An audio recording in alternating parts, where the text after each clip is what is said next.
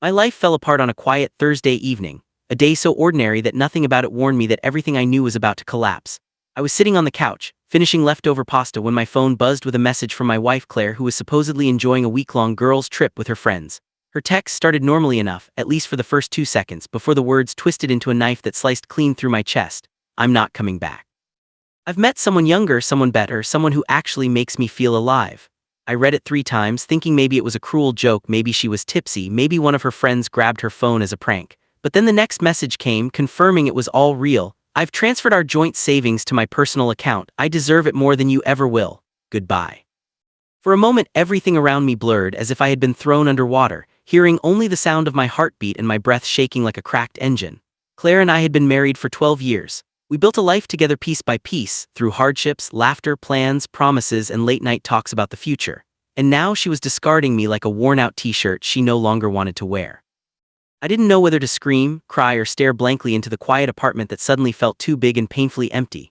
But something inside me, call it survival instinct, call it clarity, flipped like a switch.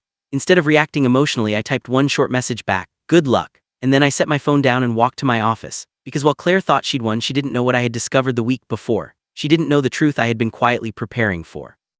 The truth was that I had suspected something was off for months. Claire had become distant, cold, always glued to her phone, always making excuses to stay out longer, work late, or spend weekends away with her friends.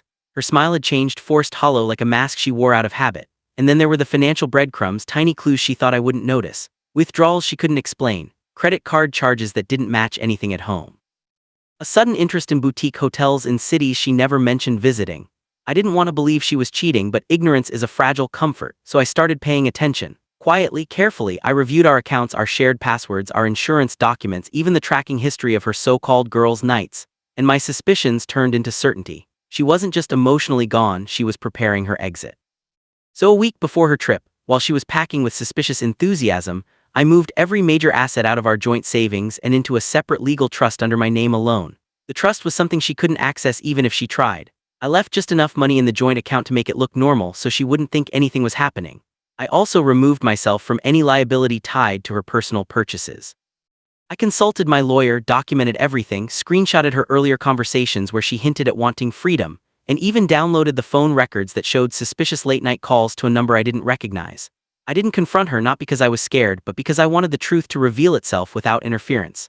And it did, loudly, brutally, through that single message she sent on her trip. After receiving her breakup text, I logged into our joint bank account, confirming what I already expected. She had transferred every last visible dollar to her personal account, clearly thinking she had outplayed me. What she didn't know was that she had moved only what I had purposely left behind.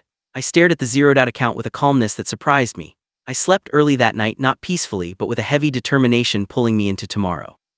When the sun rose and Claire likely woke up next to her new fling, confident she had ruined me financially and emotionally, I was already preparing the next step. And then around 10 a.m. my phone began vibrating non-stop.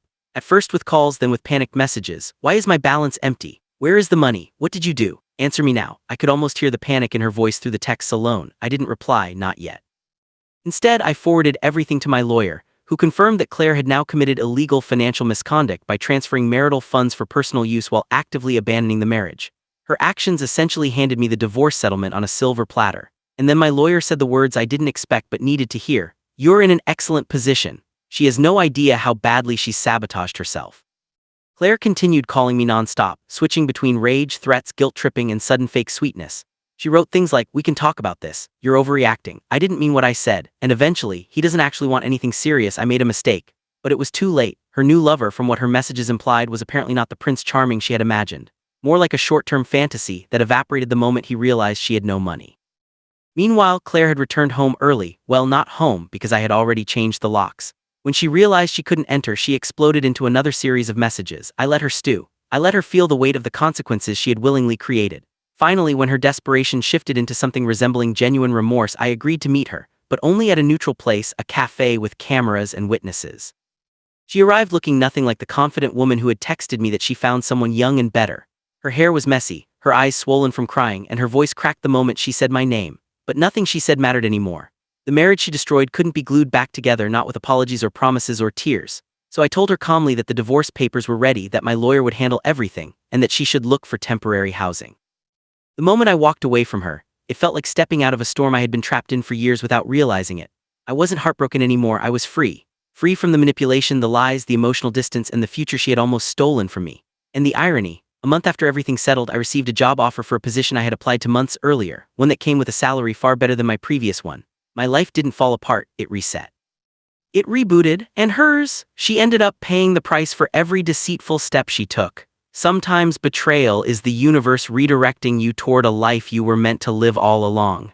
And Claire's message, the one meant to destroy me, ended up becoming the spark that saved me.